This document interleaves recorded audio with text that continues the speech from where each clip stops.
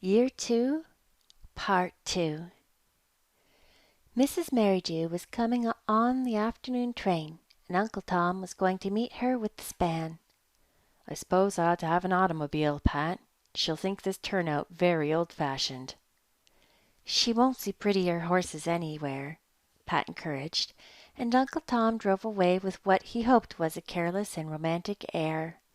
Outwardly, he really looked as solemn as his photograph in the family album, but at heart he was a boy of 20 again, keeping tryst with an old dream that was to him as of yesterday.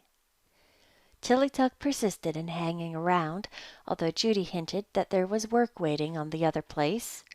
Tillytuck took no hints. "I'm always interested in courtings," he averred shamelessly. It seemed an endless time after they heard the train blow at Silverbridge before Uncle Tom returned. Sid unromantically preferred the opinion that Uncle Tom had died of fright. Then they heard the span pausing by the gate. "Here comes the bride," grunted Tillytuck, slipping out by the kitchen door. Pat and Cuddles ran out to the lawn. Judy peered from the porch window. Tillytuck had secreted himself behind a lilac bush. Even Mother, who had one of her bad days and was in bed, raised herself on her pillows to look down through the vines. They saw Uncle Tom helping out of the phaeton a vast lady who seemed even vaster in a white dress and a large white floppy hat. A pair of very fat legs bore her up the walk to the door where the girls awaited her. Pat stared unbelievingly. Could this woman, with feet that bulged over her high-heeled shoes, be the light-footed fairy of Uncle Tom's old dancing dreams? "And this is Pat! How are you, sugar pie?" Mrs. Merridew gave Pat a hearty hug. "And Cuddles, darling!" Cuddles was likewise engulfed. Pat found her voice and asked the guest to come upstairs. Uncle Tom had spoken no word. It was Cuddles's private opinion that his vocal cords had been paralyzed by shock. "Can that be all one woman?" Tillytuck asked the lilac bush. "I don't like 'em skinny, but—" "Think of that in Swallowfield," Judy said to the gentleman Tom. Oh, it's widening his front door as well as painting it, Tom Gartner should have done." Gentleman Tom said nothing, as was his habit, but McGinty crawled under the kitchen lounge, and upstairs Mother was laying back on her pillows shaking with laughter. "Poor Tom," she said. "Oh, poor Tom." Mrs. Merridew talked and laughed all the way upstairs. She lifted her awful fat arms and removed her hat, showing snow-white hair lying in sleek molded waves around a face that might have once been pretty, but whose red-brown eyes were lost in pockets of flesh. The red sweet mouth was red still, rather too red. Lipstick was not in vogue at Silverbush, but the lavish gleam of gold in the teeth inside distracted from its sweetness. As for the laugh that Uncle Tom had remembered, it was merely a fat rumble, yet with something good-natured about it, too. "Oh, honey, let's sit outside," exclaimed Mrs. Merridew, after she had got downstairs again. They trailed out to the garden after her. Uncle Tom, still voiceless, brought up the rear. Pat did not dare look at him. What on earth was going on in his mind? Mrs. Merridew lowered herself into a rustic chair that creaked ominously, and beamed about her. "I love to sit and watch the golden bees plundering the sweets of the clover," she announced. "I adore the country. The city is so artificial. Don't you truly think the city is so artificial, sugar pie? There can be no real interchange of souls in the city. Here in the beautiful country, under God's blue sky," Mrs. Merridew raised fat beringed hands to it, "human beings can be their real and highest selves. I am sure you agree with me, Angel." "Of course," said Pat stupidly. She couldn't think of an earthly thing to say. Not that it mattered.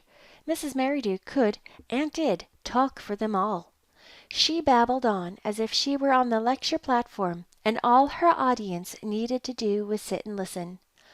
"Are you interested in psychoanalysis?" she asked Pat, but waited for no answer. When Judy announced supper, Pat asked Uncle Tom to stay and share it with them, but Uncle Tom managed to get out a refusal. He said he must go home and see to the chores. "Mind, you promised to take me for a drive this evening," said Mrs. Merridew coquettishly. "And, oh, girls, he didn't know me when I got off the train. Fancy that, when we were sweethearts in the long ago." "You were thinner then," said Uncle Tom slowly. Mrs. Merridew shook a pudgy finger at him. "We've both changed. You look a good bit older, Tom. But never mind. At heart we're just as young as ever, aren't we, honey boy?" Honey boy departed. Pat and Cuddles and Mrs. Merridew went in to supper. Mrs. Merridew wanted to sit where she could see the beauty of the delphiniums down the garden walk. Her life, she said, was a continual search for beauty. They put her where she could see the delphiniums, and listened in fascinated silence while she talked. Never had anyone just like this come to Silverbush. Fat ladies had been there. Talkative ladies had been there. Beaming, good-natured ladies had been there. But never anyone half so fat and talkative and beaming and good-natured as Mrs. Merridew. Pat and Cuddles dared not look at each other.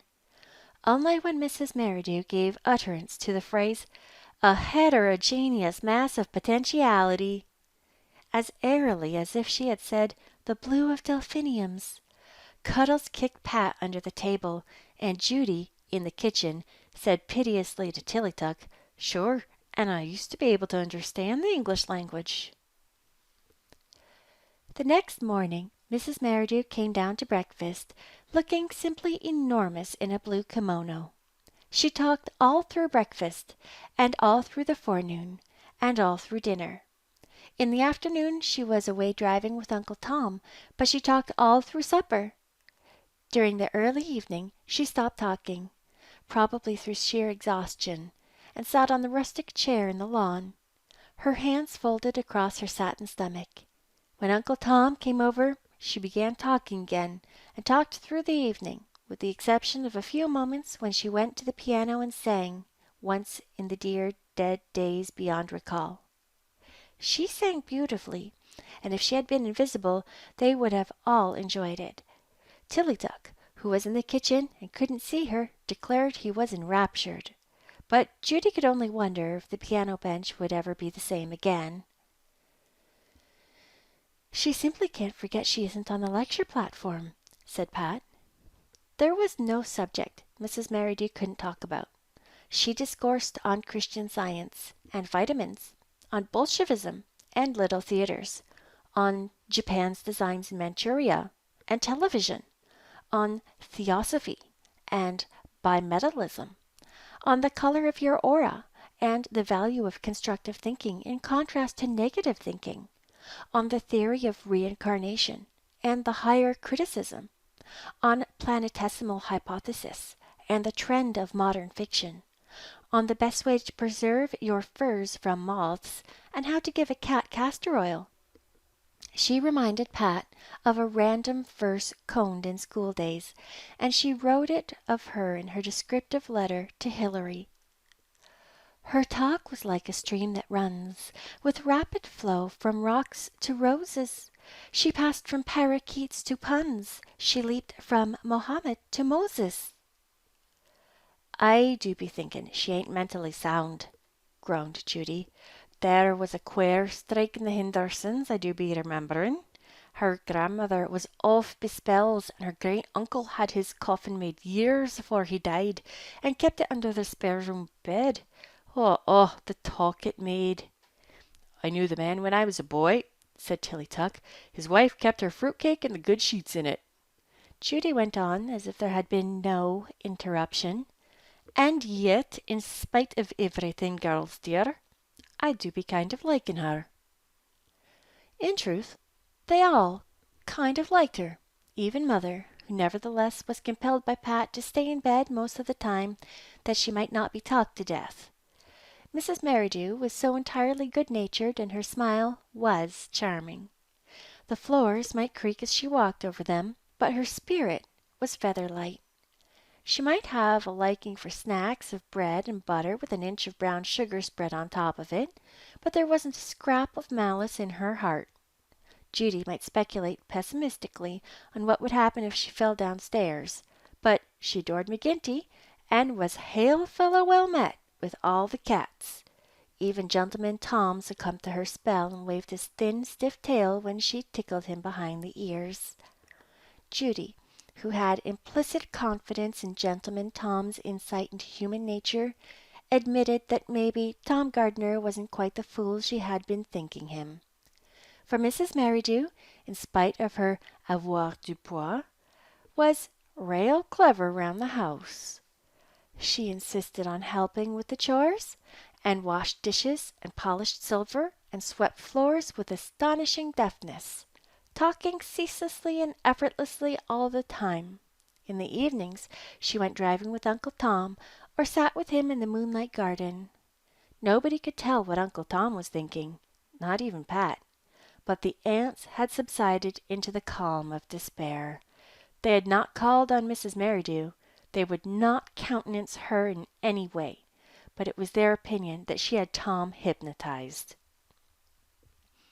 Pat was sitting on a log in the silver bush one evening, her own dear, dim silver bush, full of moon-patterned shadows, having crept away to be by herself for a little while. Mrs. Merridew was in the kitchen eating doughnuts, telling Judy how travel broadened the mind, and encouraging her to take her trip to Ireland. Judy's kitchen was certainly not what it used to be just now, and Pat was secretly relieved to feel that Mrs. Merridew's visit was drawing to a close. Even if she came back to North Glen, it would be to Swallowfield, not to Silverbush. Someone came along the path and sat down beside her with a heavy sigh. Uncle Tom. Somehow Pat understood what was in his heart without words, that all that was left of his bright, bright dream was dust and ashes. Poor mistaken Uncle Tom, who had imagined that the old magic could be recaptured. "She's expecting me to propose to her again, Patsy," he said after a long silence. "Must you?" asked Pat. "As a man of honor, I must, and that tonight," said Uncle Tom solemnly, and said no more. Pat decided that silence was golden. After a time they got up and went back to the house. As they emerged from the bush, the shadow of a fat woman was silhouetted on the kitchen blind. "Look at it," said Uncle Tom with a hollow groan. "I never imagined anyone could change so much, Patsy. Patsy." There was a break in Uncle Tom's voice. I wish I had never seen her old, Patsy." When they went in, Mrs. Merridew whisked Uncle Tom off to the little parlor.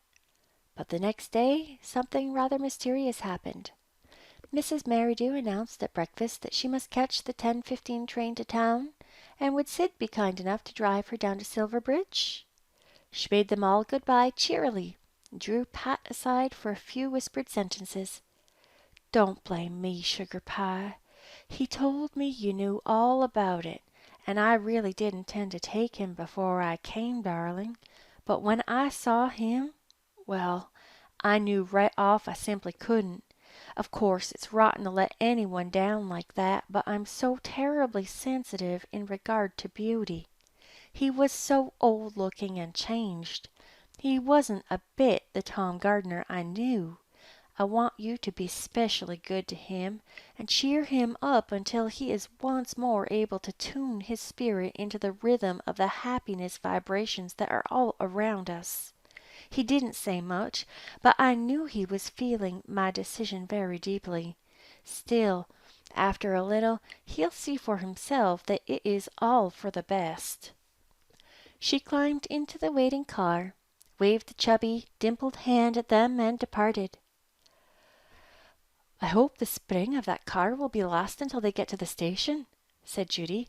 And when's the wedding to be, Patsy? Never at all, smiled Pat. It's all off. Thank the good man above for that, said Judy devoutly. Oh, it was a real noble act of ye to ask her here, Patsy, and you've had your reward. If your Uncle Tom had got engaged to her be letter, you'd have to have stuck to it, no matter what he felt like when he saw her. And it isn't but what I liked her, Patsy, and it's sorry for her disappointment I am. But she would never have done for a wife for Tom Gardner. It's well he had the sense to see it, even at the last moment. Pat said nothing. Uncle Tom said nothing, neither then nor at any other time. His little flyer in romance was over. The negotiations for the Silverbridge bungalow were abruptly dropped. The aunts both persisted in thinking that Pat had influenced Uncle Tom, and were overwhelmingly grateful to her. In vain Pat assured them that she had done nothing. "Don't tell me," said Aunt Edith. "He was simply fascinated from the moment she came. He went around like a man in a dream. But something held him back from the last fatal step, and that something was you, Pat. She'll be furious that he slipped through her fingers again, of course." Still Pat held her tongue. They would never believe Mrs. Merridew had actually refused Tom, that he had thanked heavens for his escape. Life at Swallowfield and Silverbush settled back into its customary tranquility. "I must write all about it to Hilary," said Pat, sitting down at her window in the afterglow. The world was afloat in primrose light, pale and exquisite. The garden below was alive with robins, and swallows were skimming low across the meadows. The hill field was a sea of wheaten gold, and beyond it velvety dark spruces were caressing crystal air. How lovely everything was! How everything seemed to beckon to her! What a friendly farm Silverbush was! And how beautiful it was to have a quiet evening again, with a little bite and a glorious gab-fest with Judy later on in prospect. And oh, how glad she was that there was to be no change at Swallowfield. Hilary would be glad to hear it too. "I wish I could slip that sunset into the letter and send it to him," she thought. "I remember when I was about 6 saying to Judy, 'Oh, Judy, isn't it lovely to live in a world where there are sunsets?' I still think it is."